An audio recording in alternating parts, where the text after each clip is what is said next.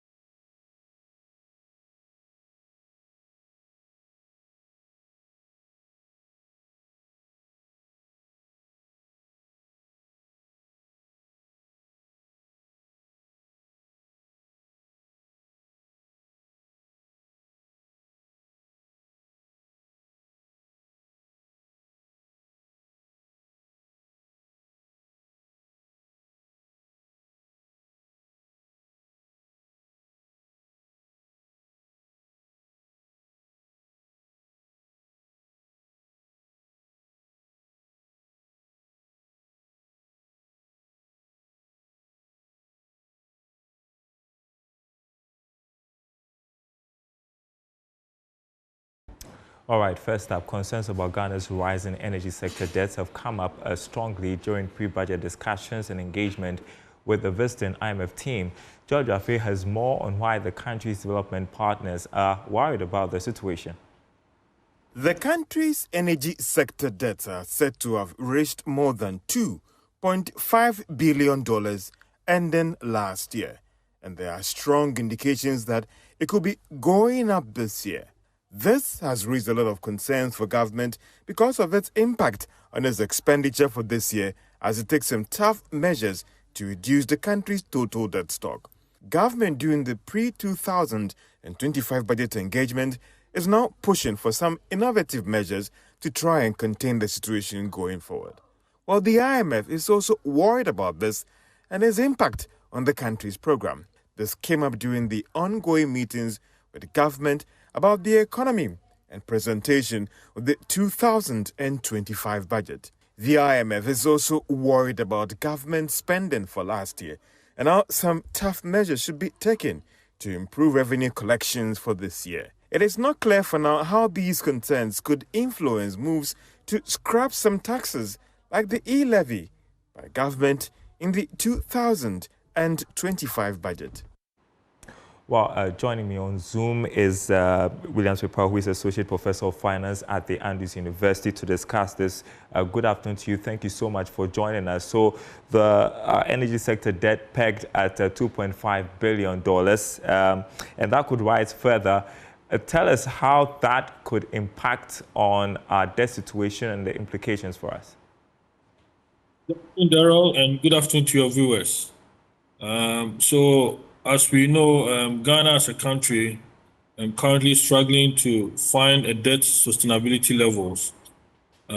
This 2.5 billion debt situation, which is in the energy sector, if it keeps on increasing, it is going to affect Ghana to achieve that debt sustainability level plan that have been programmed.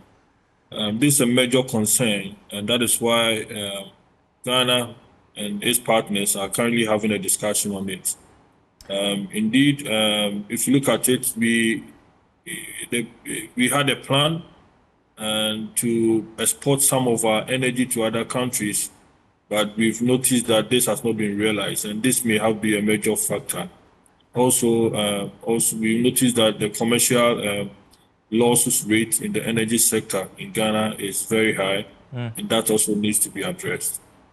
Now, the government has come up with innovative measures to address the energy sector debts. What can the government do?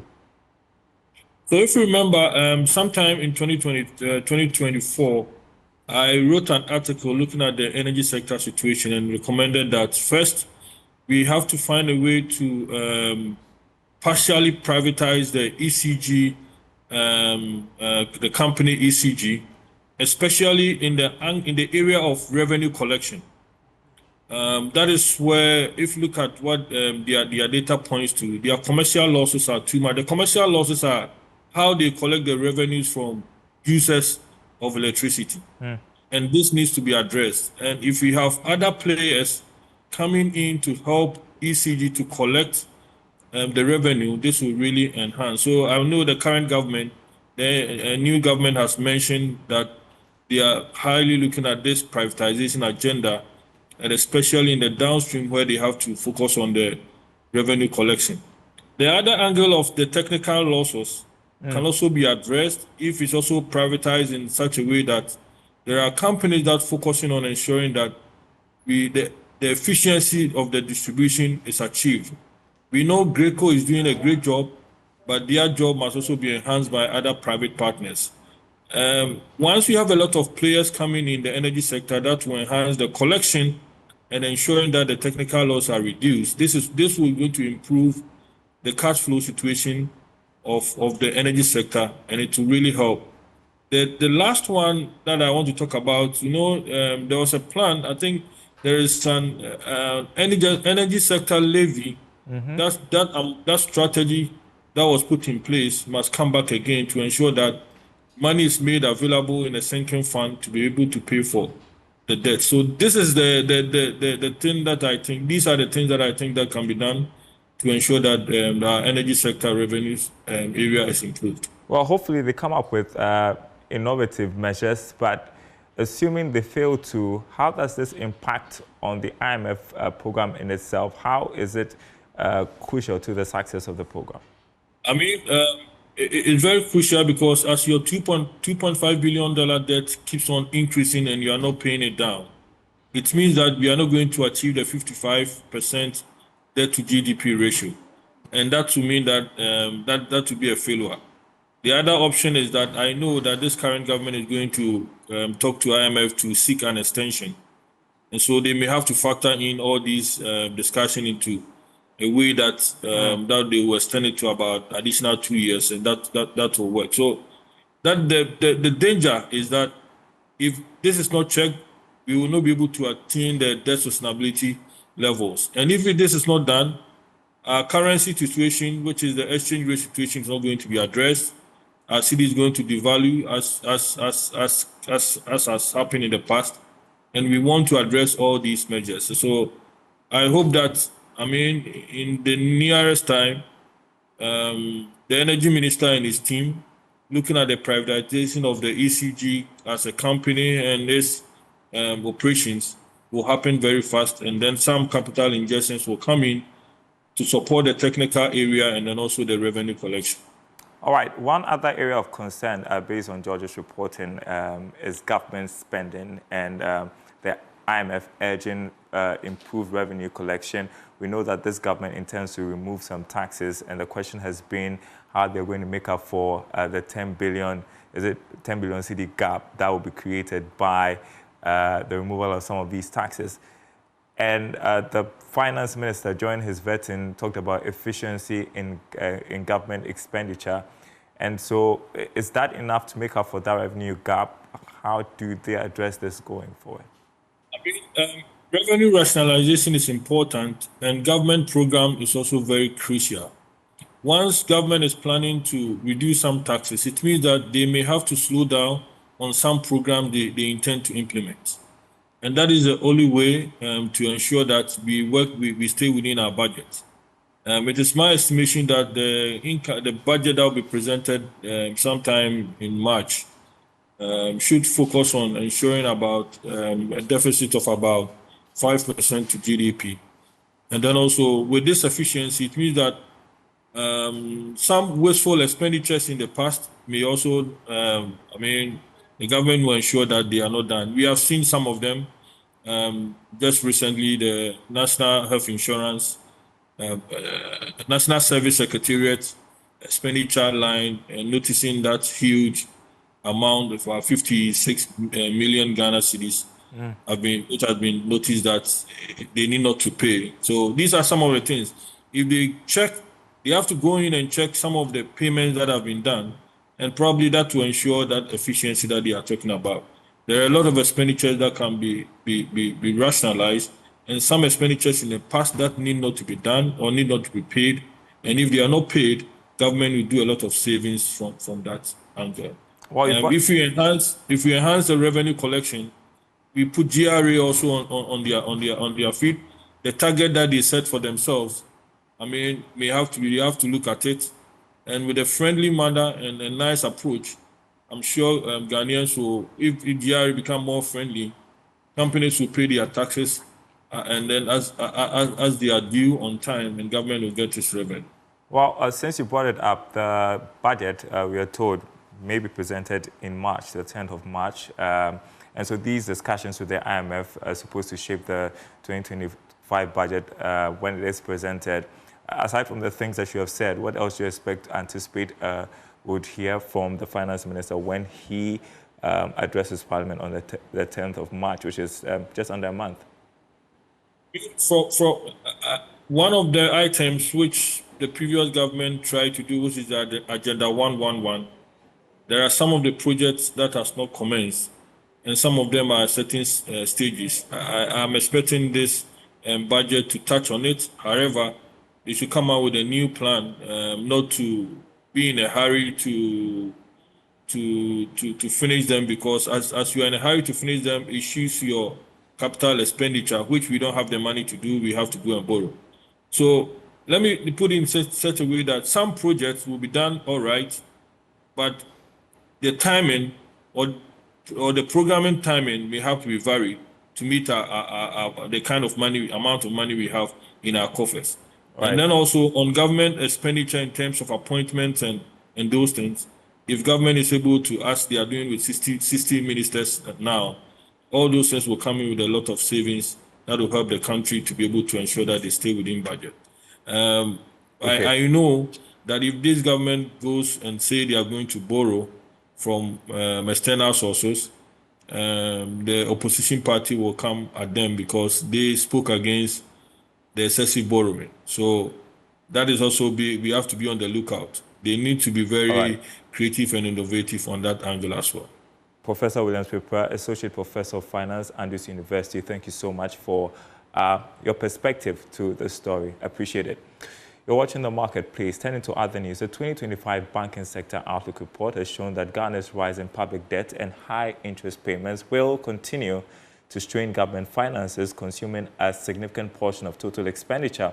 Whilst debt restructuring in 2023 provided some relief, projections for 2025 indicate that debt management challenges persist.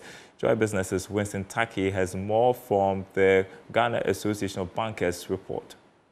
According to the 2025 Banking Sector Outlook Report, Ghana's rise in public debt and interest payments remain a major concern, consuming 30.9% of total government spending in 2022, though this dropped to 24.4% in 2023 after the debt restructuring.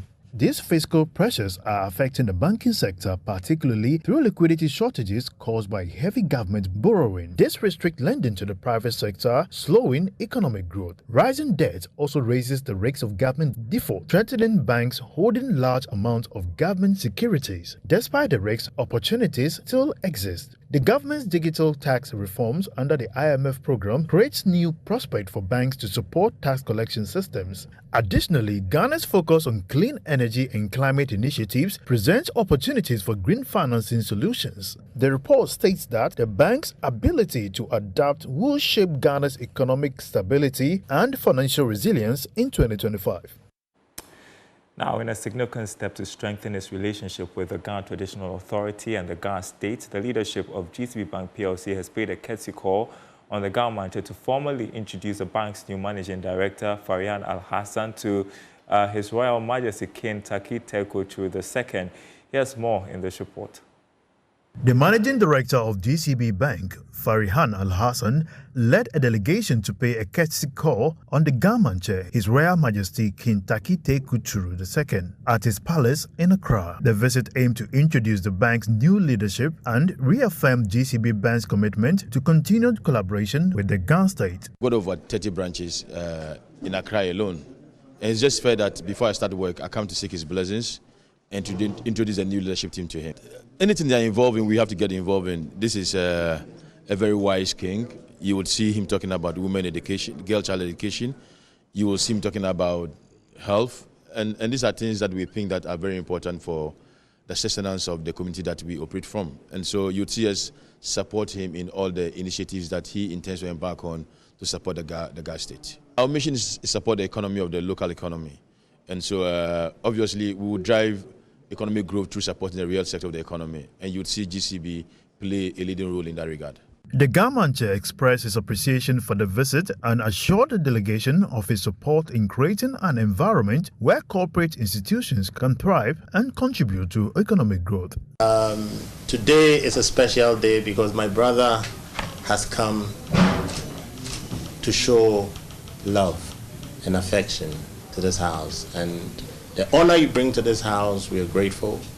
We receive you absolutely and pray for credence and God's guidance on your stewardship for the Ghana Commercial Bank. I believe that in your tenure, the bank will be transformed to another level and that you'll be able to hold our city in support with other banks and even the central bank. During the visit, the GCB delegation presented customary items to the government chair as a sign of respect and partnership. They also announced a 100 Ghana Cedi seed capital commitment to support projects under the government chair foundation, reinforcing their dedication to community development. You're watching The Marketplace. Quick break. When we come back, business and politics. Don't go away.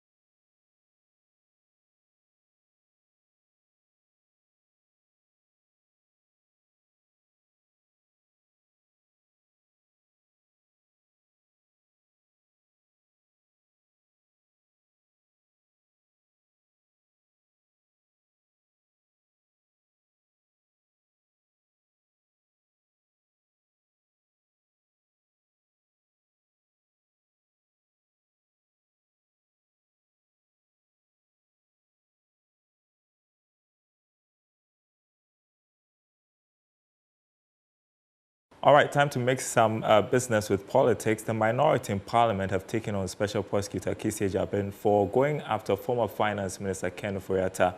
The former Finance Minister was declared wanted by the OSP. The MPP accused the Special Prosecutor of being politically motivated, but the NDC side has been pushing back.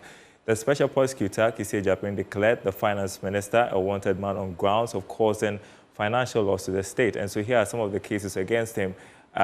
The GRA SML deal, ECG Beijing contract, National Cathedral project, one constituency, one ambulance initiative, also the GRA's tax refund account. This is what the OSP is probing. Joining me on Zoom with reaction from Parliament is our Parliamentary Affairs correspondent, Kweku Asante. So what have the MPs been saying? Well, it's become a matter of politics, where depending on what side you are on, taking certain position. For instance, yesterday, the New Patriotic Party MPs did make a statement condemning the special prosecutor who they accused of political, being on a political vendetta against the former finance minister. They do not believe that the OSP has enough grounds to declare the former finance minister a fugitive who is running away from justice. And they say the finance minister is simply having traveled for medical purposes and having officially informed the outgone and current chiefs of staff. They do not believe that the special prosecutor could have done what he purported to have done. But on the other side, we heard from the NDC MPs who believed that the special prosecutor was acting in line with the law that set the office up, and that at least he should be allowed to do his work. And if any person challenged the mode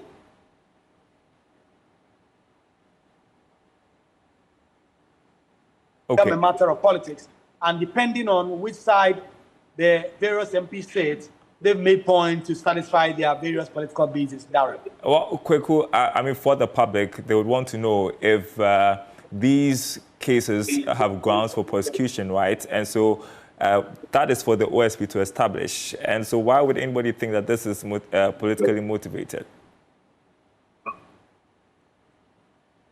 Well, they talk about the measures the OSP has taken, the specific steps he has taken. They believe that coming out to publicly declare that Ken Ofori-Atta is a wanted man smacks of certain political mischief, and that as far as they are concerned, the lawyers of the special prosecutor have always availed themselves to be interviewed, to be spoken to by the special prosecutor. They do not believe that enough grounds have been laid. In fact, they are also even questioning the legal basis of the special prosecutor declaring Mr. Ofori-Atta a political fugitive, because as far as they are concerned, Ken Ofori-Atta has not been put on arrest. No charges have been leveled against him. He has only been invited to come to the special prosecutor to answer questions, and they do not believe that enough has been done for him to be declared a fugitive in that matter. And that is why they say that the special prosecutor must come again, perhaps recant the press conference of yesterday. They also talk about the national security operatives who did storm the office, the residence of the former finance minister, and made, in terms of the search they conducted in the house. Also, they say that was without warrant and was unlawful. Quick, we've got 30 seconds. Just this developing in the last hour, the minority demanding answers from the NIB for inviting and interrogating an Odompe. What's the story? Well, yes, we know that on Monday, the NIB did invite the minority chief whip for certain comments he made that was deemed inciting. The National Investigative Bureau took a statement, the National Security Outfit, they questioned him, interrogated him on that level. The minority say that there are certain comments that have been made by leading members of the NDC that national security have not conducted the same due diligence, and they believe that all this is weaponizing security agencies against political opponents. All right. A lot happening around town. Thank you so much, Kweku Asante. He is our parliamentary correspondent. And that's the Marketplace. Thanks for watching, everyone. More news on our website, myjoyonline.com/business. It's taking a while for that to come. myjoyonline.com/business. That's where to go for the day's latest stories. My name is Darryl Kwao. Thanks for watching. We will be back same time tomorrow.